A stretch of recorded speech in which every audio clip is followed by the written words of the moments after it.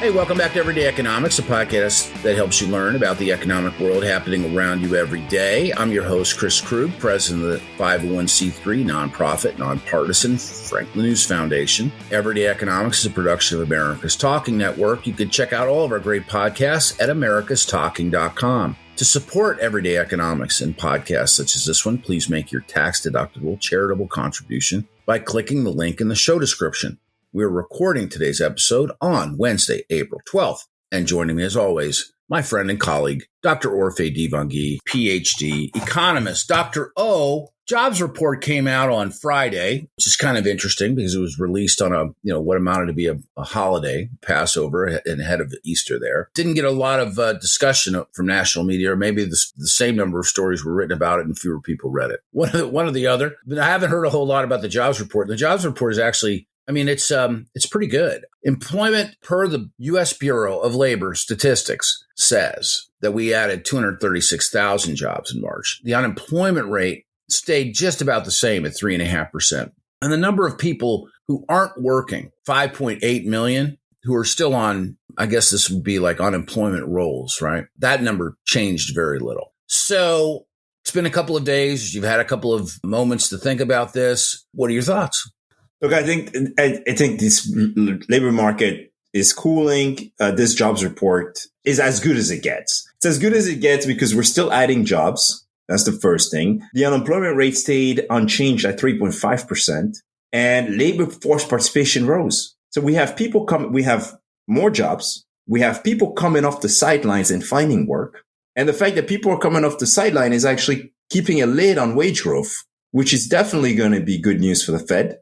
Because the Fed has been concerned about these labor shortages, especially in the service industry, that could push wage growth because of consumer demand and pushing up inflation. And so I think it's really, really interesting that in March, we had a jobs report that was just as good as it gets, right? The increase in payrolls, right where consensus expectations were, 236,000 net jobs in March. It looks good. Labor force participation up. There's more people working today, especially groups that had been kind of pushed to the sidelines, Blacks, people with disabilities. The labor market is looking really, really good. It is slowing, which is good. It's cooling, I should say. It's cooling, which is good because it was too hot. It was overheated, but people are working, and that's good. That's good news. One of the things that the Fed, wanted to do, and it walks and talks gingerly around this subject matter, right?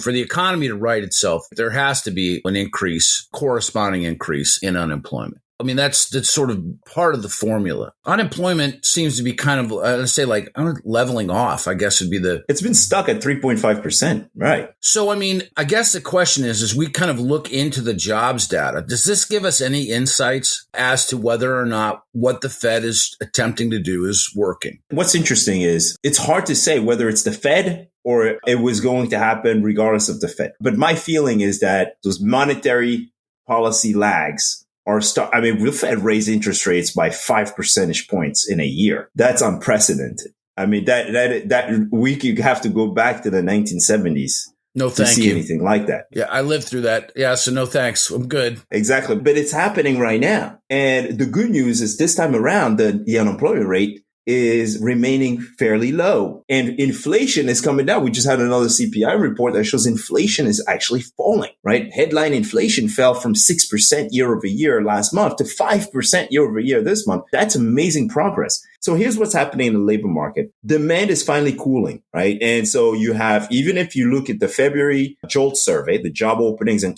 labor turnover survey, you see a big decline in job openings, a massive decline in job openings. The slowdown in hiring coupled with an increase in labor force participation is likely going to result in a less tight labor market. Remember, the labor market is overheated. It was too tight. The less tight labor market is going to lower wage growth. And of course, what I expect to see is that rent inflation, which tends to be more responsive to a very tight labor market than other components of the CPI, is going to fall. Rent is 40% of core CPI. And if we start to see a tighter labor market, you're likely to see less rent inflation, some more rent disinflation, and you are likely going to see CPI, core CPI fall. Now, core CPI, as of this morning's report, is still pretty pretty stable, pretty stubborn, if you will. But I think as the labor market cools further, we're likely going to see core CPI fall even more. I appreciate the thoughts as always for Orphe Divounguy. This has been Chris Krug. Subscribe to Everyday Economics and dozens of other quality podcasts at americastalking.com.